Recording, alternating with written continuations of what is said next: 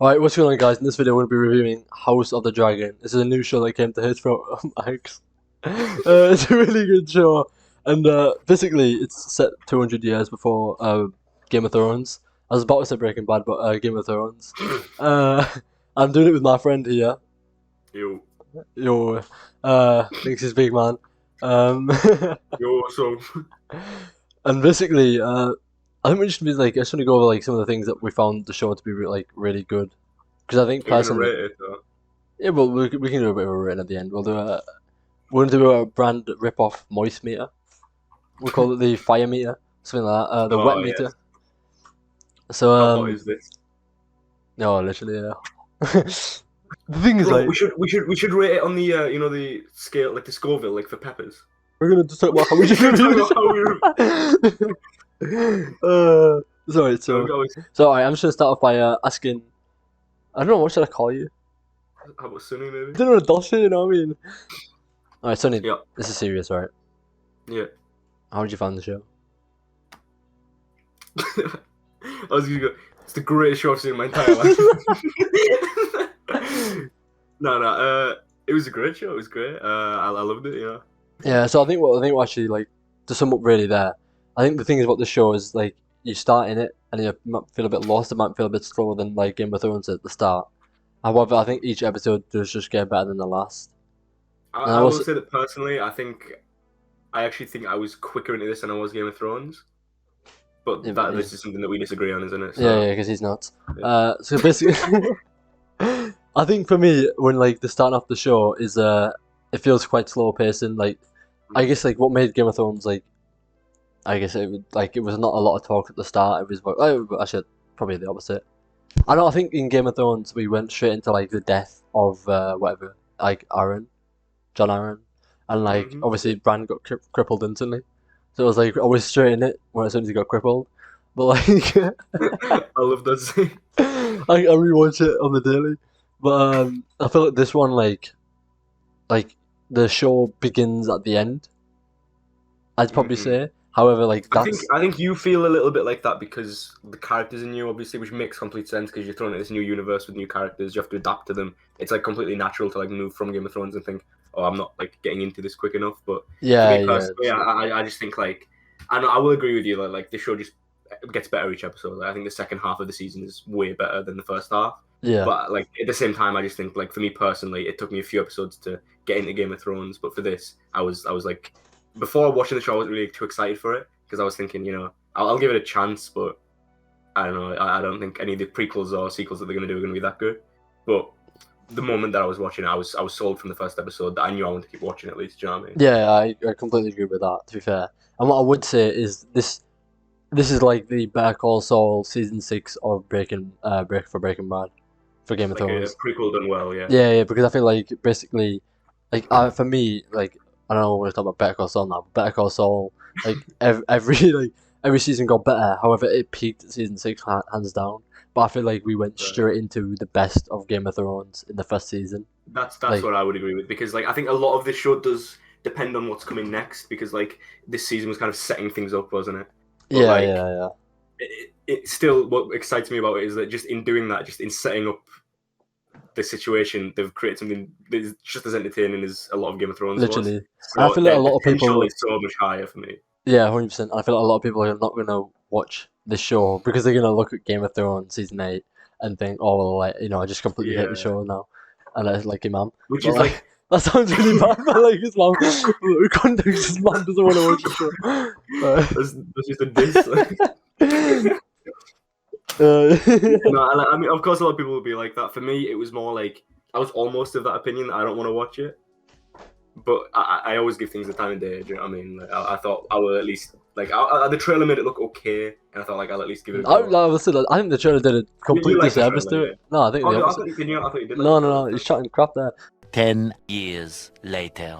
I'll give you that, yeah. Maybe he's not he's not full of shit after all. I don't know. For me personally, I think I don't know. The trailer was like it was just okay. It like at least gripped me to like I'll give it a go. Like I don't know, but the show was better than the trailer. I agree with that 100%. Yeah.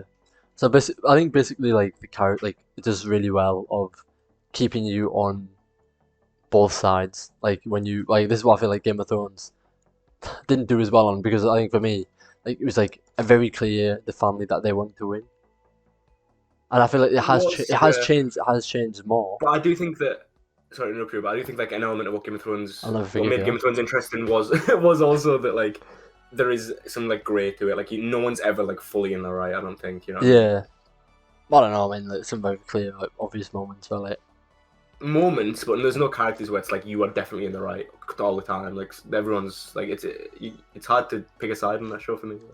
yeah. Well, this is a Littlefinger fan, by the way. So he's just a psychopath. Name one thing you did wrong. Let's just not even get into that. Yeah. Anyway, I think we're getting off topic here. Basically, I think. Alright, I think it's like similar. Like, I think perfectly similar from there, right?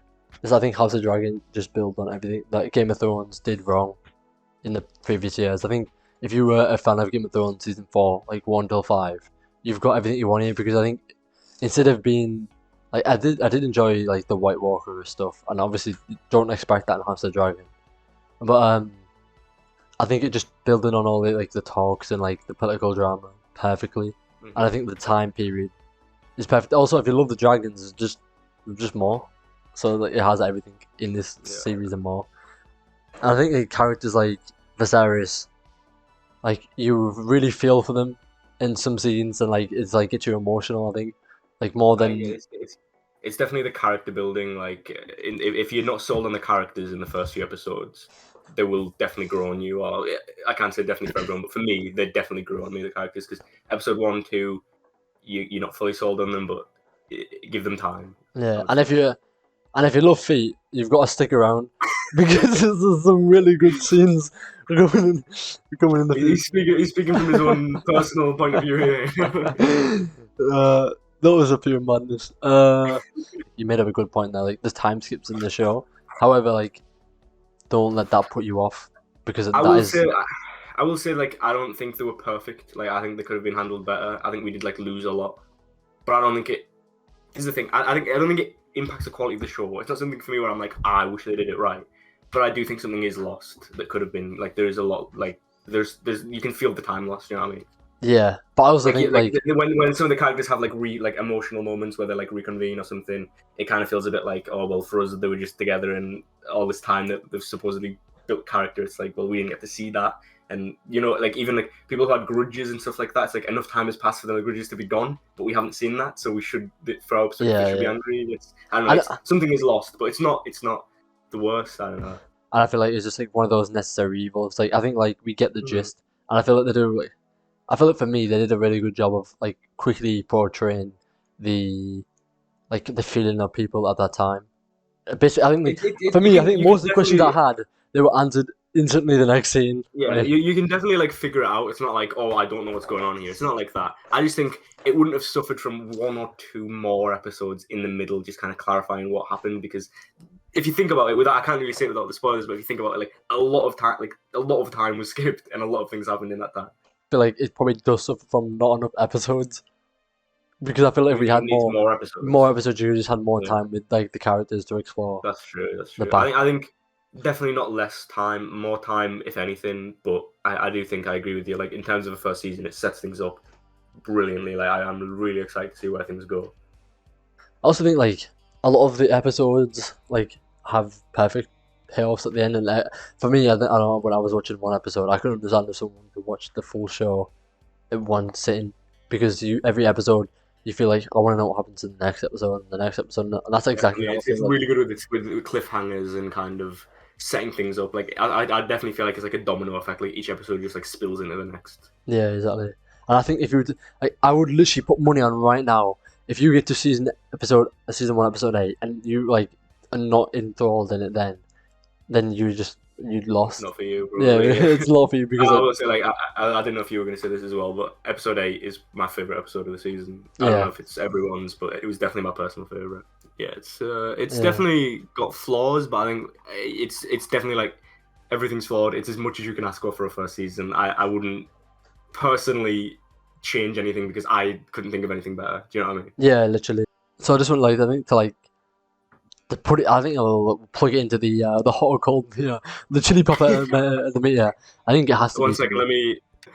So it's on a scale from 0 to 1,463,000. Wait, where are you plugging this? I think we're talking about a 1.4 million. I definitely think this is ghost pepper territory. Honestly, I think we're breaking 1 million Scoville with this show. I think we're talking Carolina Reaper, like Carolina Reaper. Carolina Reaper. I don't have that on my chart. Oh my god. Yeah, I think for me, if not Do you like think ghost pepper? I think the ghost pepper like 1 million, yeah. 1 million, yeah. I think we're definitely breaking through that point. I think you want to get to that Trinidad Scorpion. It depends on how the next season's gonna go. You know, if the next season, like, if it takes this like pressure that's been built up and this anger and emotion, and it fuels it all into this big situation that if the payoff is brilliant, then I think we've got ourselves a Trinidad Scorpion on our hands. But perhaps even greater than Game of Thrones itself. I mean, I'm with him there. However, I think like for me, I think I've probably enjoyed Game of Thrones more than him. Like, it's just about time, I think, at this point. Yeah. Like, you cannot have one season and say that it's better. But I'm not saying this is the thing. I'm not saying it's better than season 1. I'm not saying it's better than Game of Thrones at all, right? But I just think like the quality of what we got per episode was just so much higher. Like I think for me, like you take like the last like 7 episodes, they're all basically S tier. Maybe it's something to do with my personal kind of mentality right now as well. I don't really know, but I feel like I kind of enjoyed watching this kind of more than I did enjoy watching some of the Game of Thrones seasons. In its peak, I was definitely enjoying that a lot too. But I don't know. Here's the thing, right? If it wasn't like for me, Better Call Saul at the time was hands down the best thing I'd seen this year. Yeah. However, I think I might give it to this. This definitely challenges it. I think I had more of a reaction to this. Yeah. And I think I've enjoyed this more. And that's what it is. That's what it is I for just me. enjoy it about, more. like, It's just fun. It's just like you got to think about it when you can overanalyze everything about it, but you've got to think about like how you felt when you were watching it. I'm loving it. Yeah, so I think to come in there, I'm gonna give it Carolina Reaper here, and I'm giving it a ghost pepper here. So Madman sees what he sees. So I hope you enjoyed watching this video. Obviously, stay chilly. Yeah, stay chilly, stay peppery, and don't say spicy. Made up a brand. Alright, peace.